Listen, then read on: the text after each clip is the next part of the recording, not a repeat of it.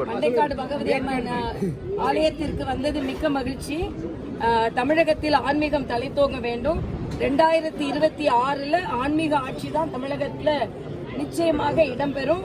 அதைத்தான் மரியாதைக்குரிய அமித்ஷா அவர்கள் கோவைக்கு வரும்பொழுது தேசிய ஜனநாயக கூட்டணியின் ஆட்சி தான் 2026 தமிழகத்தில் மலரும் என்பதை சொல்லி இருக்கிறார்கள். ஏனென்றால் இப்பொழுது நடந்து கொண்டிருக்கின்ற ஆட்சி மக்கள் விரோத ஆட்சி. அதை மூடி மறைப்பதற்காகத்தான் ஒரு சர்வ கட்சி கூட்டம் என்று ஒரு கூட்டத்தை கூட்டியிருக்கிறார்கள்.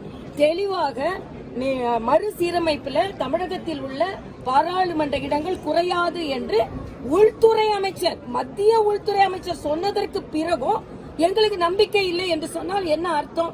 ஆக நீங்கள் வேண்டுமானால் பொய் சொல்லலாம், நீங்க வேண்டுமென்றால் வாக்குறுதிகளை நிறைவேற்றாமல் இருக்கலாம்.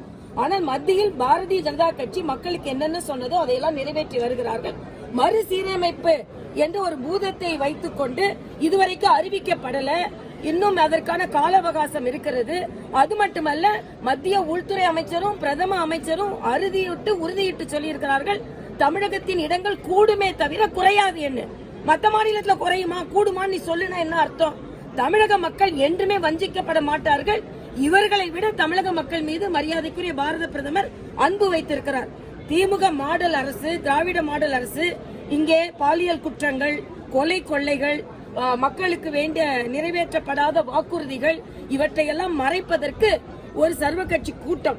இந்த கூட்டம் எங்களுக்கு தேவையில்லை என்பதை தான் மாநில தலைவர் அண்ணாமலை புறக்கணித்திருக்கிறார். நாங்கள் தமிழகம் முழுவதும் இருமொழி கொள்கையை வேண்டும் என்று சொல்கிறார்கள். ஆனால் இவர்கள் குழந்தைகள் எல்லாம் மும்மொழி படித்துக் கொண்டிருக்கிறார்கள். அதனால் மும்மொழி கொள்கையை ஆதரித்து கையெழுத்து இயக்கம் இந்த தமிழகம் முழுவதும் நடைபெற இருக்கிறது. இதை நாங்கள் நடத்த இருக்கிறோம்.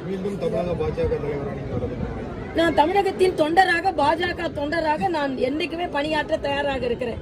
தலைவர் சிறப்பாகவே செயலாற்றி வருகிறார். அதனால நான் தொண்டராக பணியாற்றுவதில் பெருமைப்படுகிறேன். ஆளுநராக இருந்து கூட நானே ராஜினாமா செய்துவிட்டு உங்கள் அக்காவாக வலம் வர வேண்டும் என்று ஆசையோடு வந்திருக்கிறேன். 2026 பாஜக மிகப்பெரிய கூட்டணி அமைக்க வாய்ப்பு இருக்கா? நிச்சயமாக பாஜக எந்த கூட்டணி அமைக்கிறதோ அந்த கூட்டணி தான் வெற்றி பெறும். பாஜக இடம்பெறும் கூட்டணி தான் ஆட்சி கிடைக்கும்.